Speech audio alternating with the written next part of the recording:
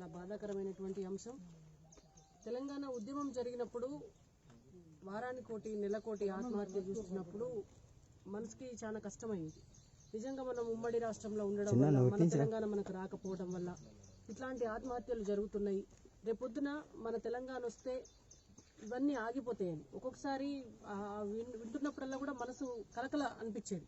ఇంతమంది పిల్లలు ఎందుకు ఆత్మహత్య చేసుకుంటున్నారు, మన రాష్ట్రం మనకు రావాలి అని. కానీ ఇలా రాష్ట్రం వచ్చినాక కూడా ఇట్లాంటి పరిస్థితులు చూస్తే మనసు అంటే తట్టుకోలేకపోతుంది కూడా. ఇవాళ ఇక్కడ చూస్తే కూడా అర్థమవుతుంది. చూడండి, ఉండడానికి ఇల్లు లేకపోయే, చక్కగా చదువుకునే అంటే ఇట్లాంటి పేదరికంలో కూడా ఒక దళిత విద్యార్థి ఎంత తిప్పల పడితే, తినడానికి 3 పూటలు సరైన తిండి లేక, వేసుకుంటానికి బట్టలు కూడా లేక బడికి పోయి ఆడికి ఎంఎస్సీ బీఎడ్ చదువుకున్నటువంటి ఒక విద్యార్థి 30 ఏళ్ళు ఉన్నాయి, పాపం పెళ్లి కూడా కాదు. ఓ ఉద్యోగం వస్తే మంచిగా బతకడానికి అవకాశం ఉంటే పెళ్లి కూడా చేసుకుందామని అనుకొని ఈ 30 ఏళ్ళు వచ్చినా కూడా పెళ్లి కూడా చేసుకోకుండా నౌకరి కోసం ఎదురు చూస్తున్నటువంటి ఒక విద్యార్థికి 6 సంవత్సరాలు అయినా కూడా ఒక్క నోటిఫికేషన్ ఇవ్వకపోయారు. వెంకట్ ఉదాహరణ దానికి. తెలంగాణలో ఉన్న నిరుద్యోగానికి, తెలంగాణలో ఉన్నటువంటి నిరుద్యోగులందరికీ కూడా తను కూడా ఒక ప్రతిబింబమే. ఇవాళ తను కూడా ఒక ప్రతిరూపమే. ఇట్లాంటి పరిస్థితుల్లో కొన్ని లక్షల మంది నిరుద్యోగులు ఉన్నారు తెలంగాణలో. ఇవాళ తను ఆత్మహత్య చేసుకున్నాడు అంటే దాదాపు ప్రభుత్వం ఉద్యోగ కల్పన చేయకపోయా, కనీసం ప్రైవేట్ స్కూళ్ళల్లో టీచర్గా పనిచేస్తే ఇవాళ కరోనా నేపథ్యంలో ఆ స్కూళ్లు మూతపడే, గవర్నమెంట్ బాకీ ఉన్న ఫీజు రియంబర్స్మెంట్ పైసలు ఇచ్చినా కూడా ఇవాళ ప్రైవేట్ యాజమాన్యాలైనా కనీసం వెంకట్ లాంటి టీచర్లందరికీ కూడా ఎంతో కొంత డబ్బులు ఇచ్చింది. అది జరగకపోయా ప్రభుత్వాన్ని ఇందాక మా అధ్యక్షుల వారు చెప్పినట్టుగా మేము మేలోనే డిమాండ్ చేసినాం. మా యువ తెలంగాణ పార్టీ తరఫున డిమాండ్ చేసినాం. చాలా పెద్ద సెక్షన్ ఉన్నారు, లక్షల మంది ఇవాళ బడ్జెట్ పాఠశాలల్లో పనిచేసేటటువంటి ఉపాధ్యాయులు ఉన్నారు.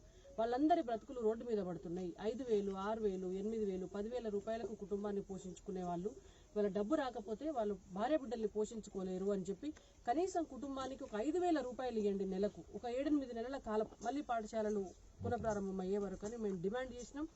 అది కూడా ప్రభుత్వం ఆ డిమాండ్ కూడా స్వీకరించలేదు. కాబట్టి ఇప్పటికైనా దాదాపుగా 15 మంది ఉపాధ్యాయులు చనిపోయింది ఇప్పటివరకు. తెలంగాణలో విద్య నేర్పి భవిష్యత్ తెలంగాణలో ఒక వికాసాన్ని నింపాల్సినటువంటి ఉపాధ్యాయులు ఆత్మహత్య చేసుకొని ఇవాళ ఆత్మహత్యల తెలంగాణ అవ్వటం అనేటువంటిది నిజంగా కూడా చాలా బాధాకరం. ఇట్లాంటివి మళ్ళీ పునరావృతం కూడా కావద్దు. ప్రభుత్వానికి ఎట్లాంటి డిమాండ్ పెట్టడానికైనా, ప్రభుత్వం పైన ఎట్లాంటి పోరాటం చేయడానికైనా డెఫినెట్గా యువ తెలంగాణ పార్టీ మీ అందరికీ సపోర్ట్గా ఉంటుంది. నిరుద్యోగ యువతకు, అలాగే ప్రస్తుతం ఉపాధి కోల్పోయినటువంటి వాళ్లకు కూడా మేమందరము ఒకటే చెప్తున్నాం. ఇవాళ సచ్చి మనం ఏం సాధించాం, ఏమున్నా పోరాడే సాధించాలి. పోరాడితే పోయేది ఏం లేదు. కాకపోతే 3 పూటలు తినేదానికంటే 1 పూట తింటాం కావచ్చు 4 రోజులు, కానీ మనం బ్రతికి సాధించాలి. కానీ దయచేసి మా తమ్ముళ్ళు, చెల్లెళ్ళు, అన్నలు, అక్కలు అందరూ కూడా మీరు ప్రాణాలు తీసుకోకండి. మనం సచ్చేటందుకు తెలంగాణ తెచ్చుకోలేదు. ధైర్యంగా ఉండండి. మీకు ఏదైనా ఇబ్బంది ఉంటే, బాధ ఉంటే మమ్మల్ని కాంటాక్ట్ కాండి. మా ఫోన్ నెంబర్లు మా ఫేస్బుక్ అకౌంట్లో ఉన్నాయి. యువ తెలంగాణ పార్టీ నాయకులు ప్రతి చోట ఉన్నారు తెలంగాణలో. మీకు ఏదైనా ఇబ్బంది ఉంటే మా దృష్టికి తీసుకురండి, కానీ దయచేసి ప్రాణాలు మాత్రం తీసుకోవద్దు.